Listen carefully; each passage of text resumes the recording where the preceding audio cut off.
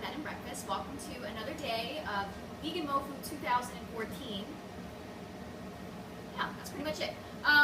We were going to go out to the Grimmel Grove today to do a shoot, and it didn't really work out. So we're going to get out there another day, which kind of left me wondering what should I post for today, because I did want to get a post up.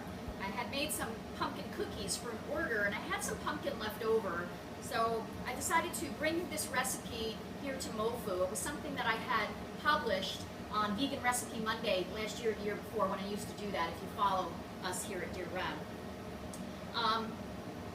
My grandfather, one of my grandfathers, actually was a chef. He and my grandmother came over from Italy on the boat, did not speak a word of English, and he actually apparently was a very good chef, and he worked in some of the finest New York City restaurants back in the day. I find this very ironic because I never spoke to either of my grandparents about food, and I have no specific recollections of anything food-oriented with them, whether it's traditions, recipes. I have no recipes from them. I have nothing. What I do have is a couple of pieces of cookware, actually, that were my grandfather's. He traveled. I guess it's like a mechanic back in the day. When you're a chef, or maybe this is the way it is now, when you go to a restaurant, he had his own pots and pans and rolling pins and things like that. So I have this hand-hammered copper pot that was his, and this is actually, I think it's a cast iron handle, all hands hammered. It's actually got a maker's mark and a serial number on it. He actually used to cook in this, and I never have, but it was a gift passed down through my family, and I'm keeping this. I display it in my kitchen. But getting to the point of it all is gnocchi. One thing that my mother did was one time, and one time only, she showed me how to make real gnocchi. She told me the right kind of potatoes to use, how to roll it out, the right things to do, all these things. I don't really even remember much of that, but I do remember being there with her at her side, and I was very small. But this recipe for gnocchi is very untraditional. It's got flour, it's got pumpkin. This is the brand I use. It's Farmer's Market Organic Pumpkin. This is what I use here. It's got sea salt and it's got spices in it. I used nutmeg and allspice. If you scroll down below the video, you will see the recipe.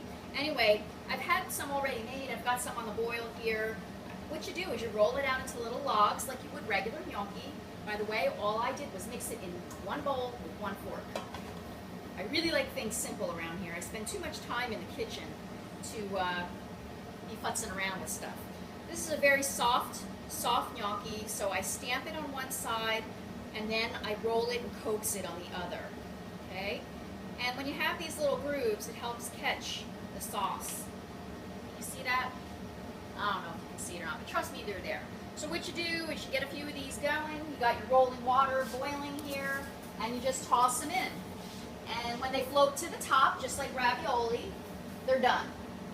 So they'll be going probably for just 2 minutes or so. They're going to float to the top. But I have some already made here. The original recipe, I think, had a vegan butter sage sauce, which I really did not like. I didn't save it. This, you could put it with red sauce, you could do an olive oil, do anything you like. It really doesn't matter. It's whatever your preference is. I don't actually even care for pumpkin, so it's really funny I actually like this recipe. But anyway, you can give this a try. I don't know who to credit for this recipe. I pulled it off the internet a few years ago, and I did not keep the writer, and I apologize to whoever I have taken the recipe from. I'm not trying to claim this as my own. So that's pretty much it. You know, if you have some grandparents or somebody in your family that's got some traditions and stuff, you really should learn about them. It's kind of sad that I didn't. So I hope you enjoyed this episode of Vegan MoFo for 2014, and I'll see you tomorrow.